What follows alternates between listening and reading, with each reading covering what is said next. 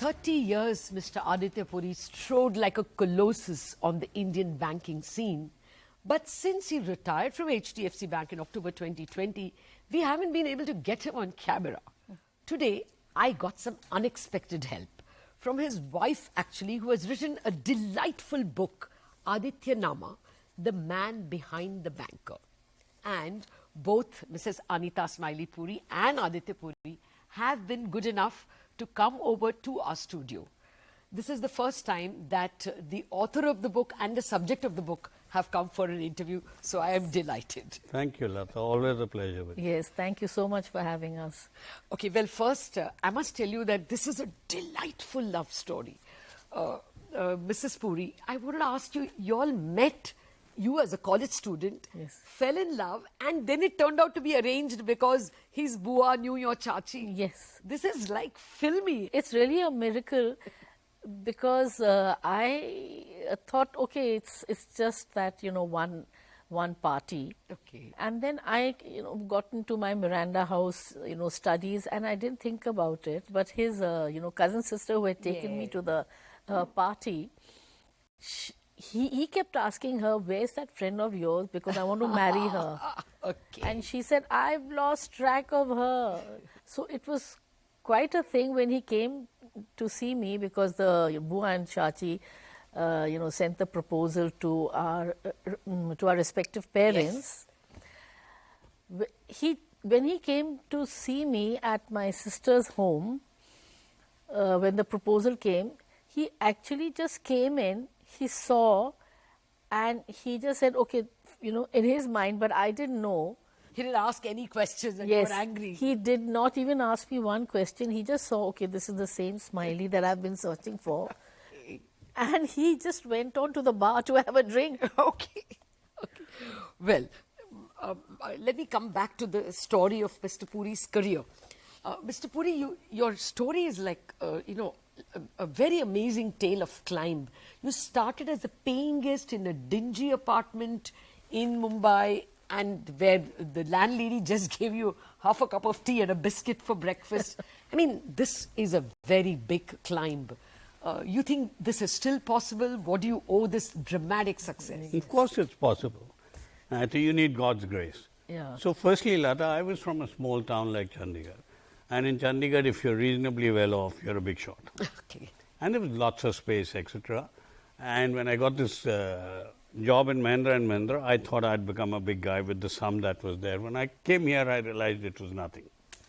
So and most of us at that time, even the Levers guys, my cousins from Levers, my friends, we were all paying guests in that famous oval, opposite the oval, that whole thing. Okay. But mine was a little more down market. I came there later. So yes, it was to the extent that the first time I saw the rush coming out of Churchgate Station, I went back. Okay. Now, the fact, however, was that it built a determination that I got to beat this year. Yes. I'm not going to. We're not going to sit there. And in fact, I said, because when you come from a small town, you're a member of the club, you're a member of the golf club, you know everybody. Here, I was nobody. Yes. But I said, I'm going to do it. And the advice would be only this, that do what you're passionate about, work hard, and also have an emotional coefficient. People only get there. And then nobody can stop you. And especially today. I'm glad you said emotional coefficient, because Mrs. Puri points out that among your big qualities, best qualities as she calls it, is you're a man with humor and you are a foodie. I'm going to come to the foodie a bit later. But a man of humor, you think that is a very big ingredient in success? Yes, I think the overall package, you can't be too serious. And also you got to roll, you got to go up and down and roll with the punches. Nobody is going to have a straight climb. So you've got to have that tenacity. And a bit of humor can lighten almost any situation. So I think humor, some empathy, lack of ego. You got to be humble. Your ego will kill you one way or the other. Okay. Well, actually, she speaks about the fact that you're extremely fair to colleagues, even when you are harsh with them. But Mrs. Puri, one of the nice things, and not many people can do this, you said he never brings his problems home. Yes. didn't discuss the tensions. You know, my father used to come home with a briefcase full of papers from his business and then open it out when he would come and he would be, at Working work. through. So when I got married, I asked him in the evening when he came back from work, I said, "Where's your briefcase?" Because I was so used to my father. People He carry said, home. "What briefcase?" Since then, I've never seen even one piece of paper come home or one problem come home.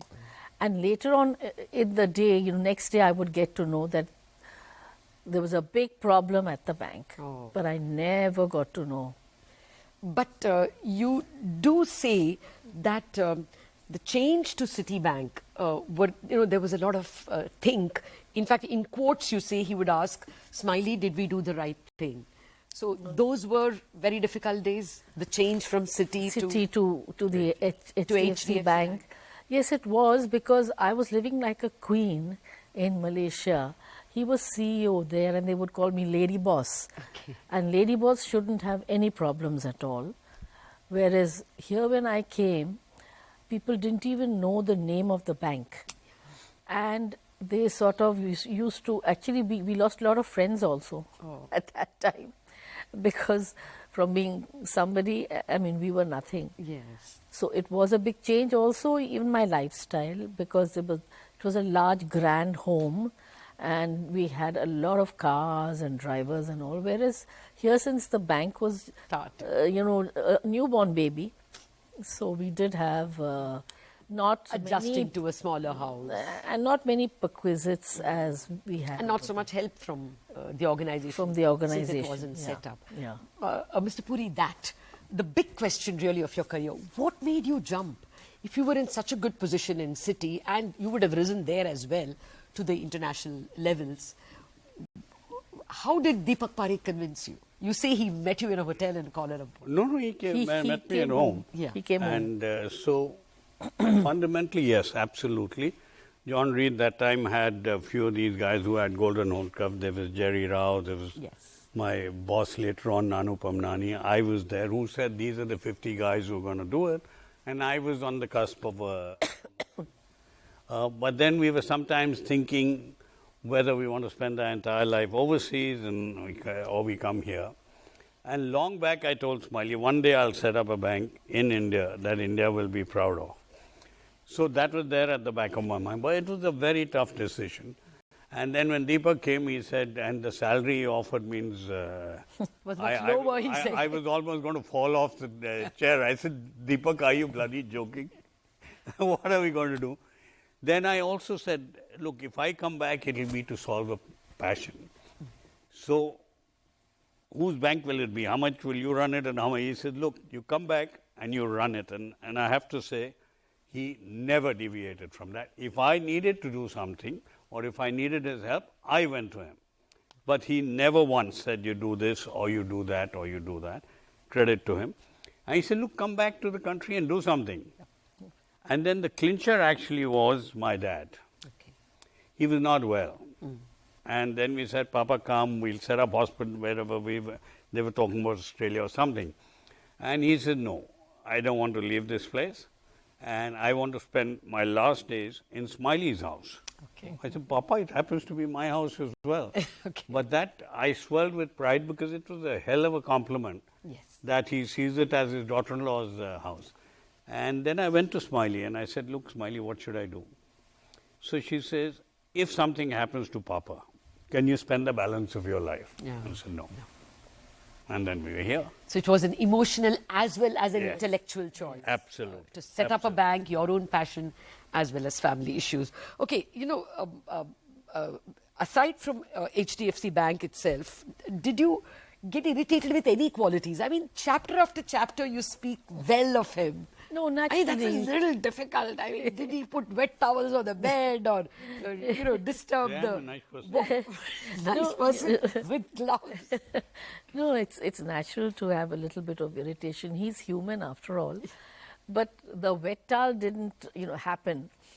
But, whenever I was in company and I would be talking to my friends, he would get something in his mind which was very important at that time, which he wanted to say, but he didn't have the patience to wait for me to finish. And he would interrupt me, and this really irritated me. And I would say, hello, I'm speaking, you know. Just take over the conversation. And the second thing that really bothered me was his dress sense. Oh my God. And it still hasn't improved. We've married 45 How years. did I get the GQ award then? I got GQ award. You got, but maybe that's... That was for That's for bad business. dressing. Business. I'm getting to the next set of my pile of questions. Sure. For that, we have to take a break. Back in a jiffy with more interesting questions for Aditya Puri and Anita Puri.